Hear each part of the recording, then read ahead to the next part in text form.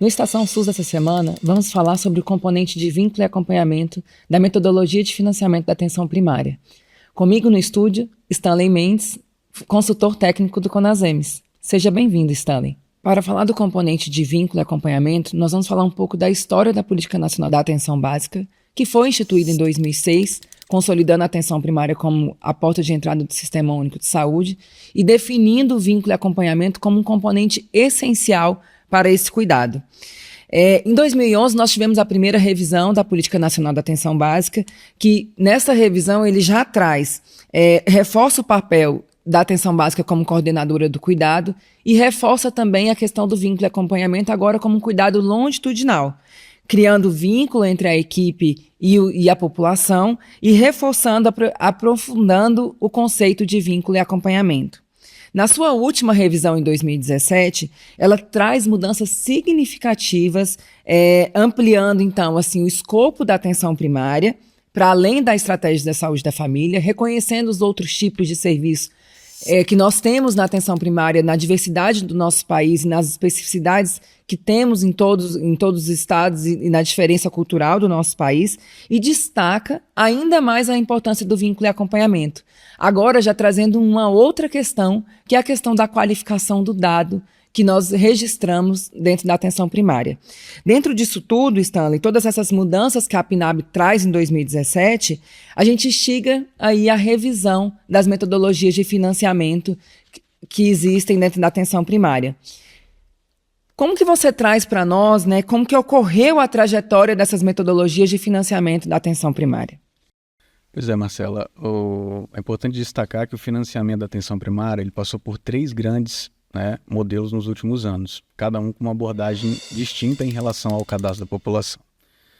O modelo do PAB fixo e variável, o repasse era feito com base na população estimada do IBGE, e não trazia de forma direta a necessidade do cadastro individual da população. No final de 2019, nós tivemos o programa Previne Brasil instituído, e ele trouxe uma nova lógica do financiamento, trazendo o cadastro como principal componente do financiamento, priorizando alguns grupos vulneráveis e incentivando essa ampliação da base cadastral a nível nacional. E se a gente pensar, nessa metodologia de financiamento que o Previne Brasil trouxe, reforçando essa questão do vínculo e do acompanhamento, que a gente já via dentro das diretrizes de todas as PNABs, desde a sua primeira instituição em 2006, a gente percebe que esse valor maior alocado dentro do financiamento fez com que as equipes elas dessem mais atenção, e focassem mais na questão do cadastro. E a gente olhando para isso, Stanley, a gente consegue perceber, vendo a linha do tempo dos últimos anos, se a gente pega lá em 2018, antes dessa mudança de metodologia, a base cadastral do Sistema de Informação da Atenção Básica, ela tinha ali aproximadamente um pouco mais de 75 milhões de pessoas registradas, cadastradas devidamente em suas equipes.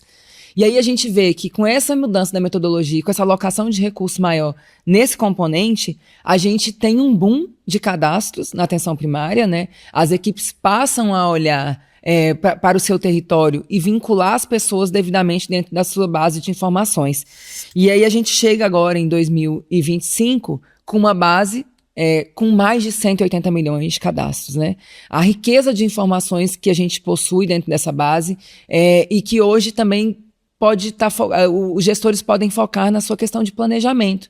Nós temos uma base robusta, mas que agora ela precisa ser aperfeiçoada. Exatamente, Marcela. E posteriormente, ao Previne, o novo modelo de financiamento, ele mantém o cadastro, como um componente essencial, mas dentro do financiamento ele não é o principal componente, Os recursos foram distribuídos em outros componentes. E ele ganhou uma dimensão a mais, que é a dimensão de acompanhamento. Antes, no Previne, nós tínhamos apenas o cadastro em si, o vínculo do indivíduo às equipes de saúde da família e às demais equipes, e agora nós temos, além do vínculo, a questão da dimensão do acompanhamento. Que era um grande desafio que a gente percebeu ao longo dos últimos 5 anos de construção do Previne Brasil, que esse foi um ponto frágil do financiamento, que focou apenas no registro da pessoa naquela equipe. E acho que agora, com essa nova metodologia de financiamento, a gente tem esse grande avanço para superar esse desafio, que é, além de cadastrar, acompanhar essas pessoas dentro do território. Exatamente, Marcela. Um outro ponto que a gente tem que levar em consideração é o formato desse vínculo, né? No Previne Brasil, com a captação ponderada, nós tivemos uma flexibilização, né, desse vínculo. Então, nós tínhamos o vínculo por meio do cadastro individual do cidadão, os atendimentos que ele recebia também geravam vínculos, né? Então, houve uma flexibilização. Agora, com o novo modelo, nós estamos olhando para a ficha de cadastro individual, né, mais conhecida pelos profissionais. Então, a gente tem uma outra perspectiva, né? Aqueles cadastros que eram realizados de forma simplificada, por exemplo, utilizando o sistema de informação ISUSPEC, eles não serão considerados, né? Então, a gente tem aí uma nova perspectiva, porque as fichas de cadastro individual trazem mais informações do que o cadastro simplificado, né? Informações sociodemográficas, econômicas, culturais e das condições de saúde do indivíduo, né? E, para além disso, a gente tem uma nova regra, que é a atualização, né? A periodicidade desse dado atualizado, né? Nos últimos 2 anos, o que nós não tínhamos no Previne Brasil. Então, levando em consideração, é uma mudança considerável, né, para a qualificação dessas informações. E a gente sabe que nós tivemos agora, né, recentemente, a publicação de uma nota técnica orientando o gestor nesse passo a passo do que ele precisa fazer e se planejar para a organização do seu território. E o que você traria nesse momento, Stanley, como dica assim, para que o gestor que vai iniciar esse processo agora de qualificação da sua base de informação? O primeiro ponto, sem dúvida, é reunião de equipe, né? Estar com os profissionais que atuam na ponta, ouvir as necessidades e as dificuldades, ter um planejamento estratégico, né? Capacitar os profissionais para uma coleta adequada das informações, considerando que os dados são importantes, né, e vão apoiar os profissionais na tomada de decisão futura, né? Então, assim, é primordial que haja essa organização por parte das equipes em relação ao cadastro. Eu acho que um outro ponto também que a gente tem que reforçar é a questão da equipe conhecer a sua base, né? É a equipe sentar e entender quem são aquelas pessoas que estão ali vinculadas, aquelas pessoas que foram cadastradas e nunca foram atendidas, aquelas pessoas que têm um acompanhamento de doenças crônicas, gestantes, crianças, e reconhecer, né, a sua base cadastral hoje, para então sentarem para esse planejamento que você referiu da equipe e de reconhecimento de toda a população que está dentro do seu território. Sem dúvida, isso vai permear o planejamento da equipe, né? Conhecer o cidadão, conhecer o território é fundamental para o planejamento, né? Saber quais ações devem ser realizadas de acordo com as necessidades da população. Ótimo. Nós ainda temos, né, Stanley, sabemos que são grandes os desafios que nós vamos ter agora nesse momento de qualificação dessa base de informações. E aí a gente pensar, né, como acontecia no modelo anterior, que a gente tinha um pagamento vinculado ao cadastro, vinculado àquela pessoa que era registrada, e agora a gente tem um pagamento vinculado, além do cadastro, ao acompanhamento. E aí, quais são esses tipos de acompanhamento? O que essa nota quer trazer, né? O que esse componente quer trazer no acompanhamento, assim, o significado, né? O conceito de acompanhamento para essas equipes? Pois bem, esse componente ele é um componente composto, né? Ele tem 2 dimensões, né? Então, é importante os gestores, os profissionais entenderem, né? A gente tem primeiro a dimensão do cadastro, que é identificar o cidadão por meio da ficha de cadastro individual, né? E quando a gente se refere a cadastro completo, é a composição da ficha de cadastro individual com a ficha de cadastro territorial, domiciliar e territorial, né? Que é uma outra informação importante, né, que permeia aí a organização da gestão municipal. Em relação ao acompanhamento, né, que foi algo que foi introduzido nessa nova metodologia, é de fato a gente entender se as pessoas do território estão recebendo algum tipo de assistência, né?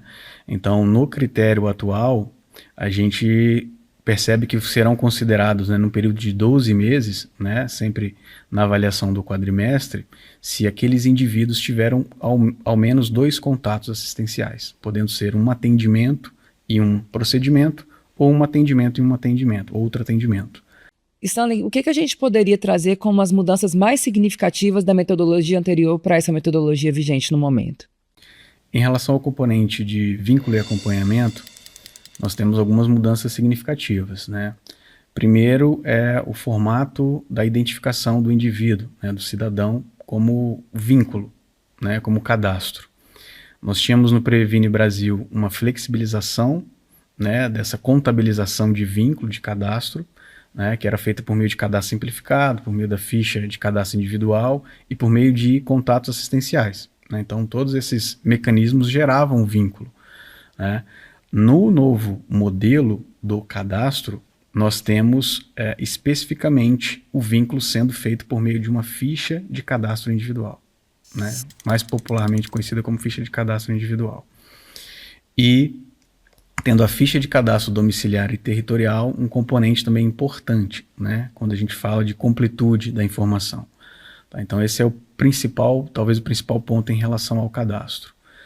E acho que o importante da gente olhar para isso, Stanley, é de olhar para essa base, né, que hoje nós temos de mais de 180 milhões de cadastros, e entender que ali existe um número grande de cadastros que são os cadastros rápidos, que eu tenho a pessoa vinculada a uma equipe, mas que aquela informação que está ali é uma informação mínima, né, de número do cartão nacional do SUS, data de nascimento, nome da mãe, e que ali não existe uma completude desses cadastros. Então é importante, nesse momento, os gestores olharem para essa base e entender o que é cadastro completo, o que é cadastro rápido, quais são as pessoas que eu tenho que fazer a busca para poder fazer o registro correto, porque o que vai contar nesse momento são os cadastros completos, são as bases de informações que estão preenchidas corretamente com o perfil daquelas pessoas que estão naquele território. Para além disso, Marcela, também levar em consideração a periodicidade, né? Então, para além do cadastro completo, olhar o período de atualização de no mínimo 2 anos, né? Aqueles cadastros que estão há mais tempo sem uma atualização, provavelmente não serão contabilizados nesse primeiro momento, né? E aí o que a gente tem também de mudança significativa nesse momento são a questão das vulnerabilidades.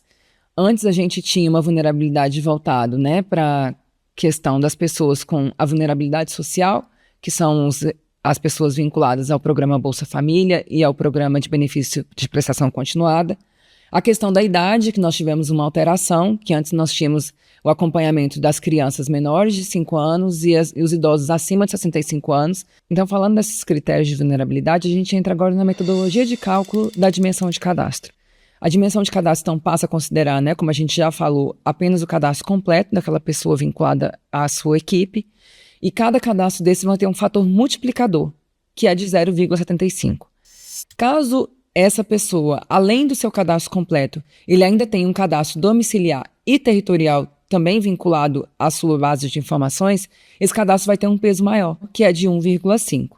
A gente tem também dentro da dimensão de cadastro a questão do parâmetro de cadastros por equipe, né, Stanley?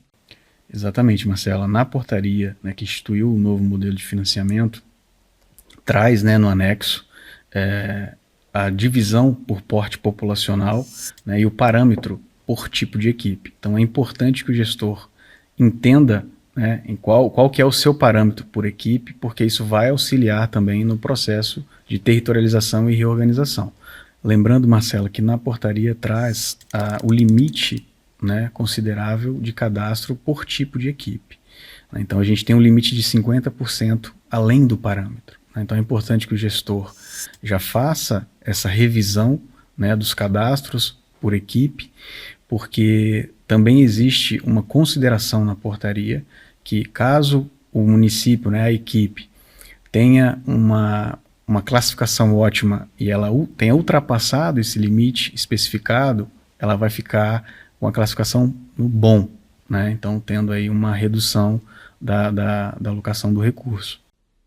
E a gente vê isso como um critério que vai incentivar a cada vez mais que as equipes tenham uma quantidade ideal de cadastros, né? Mas a gente também tem que lembrar que cada município tem a sua especificidade, né? Tem a sua organização de território. Então, cabe a cada gestor essa definição. Os parâmetros são definidos para fins de financiamento, mas eles não são definidos como aquilo que limita o número de pessoas que vão ter vinculadas nas suas equipes. Exatamente, é praticamente uma indução, né, para que o gestor tenha essa sensibilidade de adequar, né, o quantitativo do parâmetro ideal, né, e faça esse processo de territorialização com as equipes para distribuir melhor a oferta de serviço no território. Isso mesmo. Então a gente chega na fórmula de cálculo para essa dimensão, né, Stanley, que é o número de pessoas com cadastro individual, com fator de multiplicação de 0,75, mais as pessoas com cadastro individual, mais o cadastro domiciliar e territorial, multiplicado pelo fator de 1,5, dividido pelo parâmetro de equipe dessa equipe. E a gente multiplica isso por 100 para chegar a uma nota que vai gerar esse score de qual a pontuação que essa dimensão trouxe. Aqui a gente tem uma especificidade, que é a questão dos municípios que têm a população menor do que o seu parâmetro, né? Exatamente. É uma especificidade de alguns municípios, né, que têm uma população com menos de 1.000 habitantes, né, e pela metodologia poderiam ser prejudicados considerando, né, o parâmetro da população por equipe. Então, por exemplo, Serra da Saudade em Minas Gerais, Borá em São Paulo, que são municípios com menos de 1.000 habitantes, nesse caso entrariam nessa substituição do denominador, ao invés do parâmetro, ser considerado a sua população. Isso. E aí, isso tudo tentando organizar essas especificidades desses municípios menores. Exatamente. No modelo anterior, nós tínhamos um grande desafio que era a duplicidade de cadastros, né? A mesma pessoa vinculada em mais de uma equipe. Como que vai acontecer isso nessa nova metodologia? Marcela, a perspectiva é que isso aconteça, continua acontecendo, mas em menor escala, né? Considerando que a gente passa a olhar apenas a ficha de cadastro individual. Né? Tira aquelas outras entradas de informação que tinha naquela flexibilização do Previne. Tá? Mas caso isso ocorra, existem critérios de desempate. Né? O maior número de atendimento, né, no período de 1 ano, considerando as equipes que aquele indivíduo está vinculado. O segundo critério é o atendimento mais recente e o terceiro critério é o cadastro mais atualizado. Então pode sim acontecer, a gente acredita que seja em menor escala, e se houver esse empate, a gente tem que considerar esses critérios para que haja esse desempate. A gente entra agora, então, Stanley, na dimensão de acompanhamento. Essa dimensão que é a dimensão nova, que a gente visualiza dentro do componente de vínculo e acompanhamento, e que, como você já colocou anteriormente, que vai ser vinculada à questão dos atendimentos, da assistência dessas equipes com a população. Exatamente, Marcela. Esse é a segunda dimensão, né, do componente.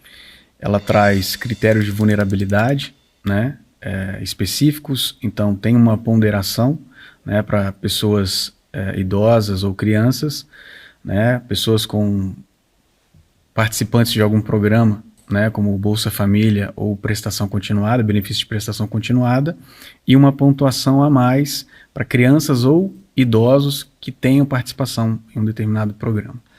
Então esse score ele vai ter uma pontuação que as pessoas sem critérios entram com a pontuação de 1, idoso ou criança 1,2, beneficiários do Bolsa Família ou do benefício de prestação continuada 1,3, e a criança e o idoso que se soma ao benefício de prestação continuada ou ao Bolsa Família, um score de 2,5 para o acompanhamento dessa população mais vulnerável.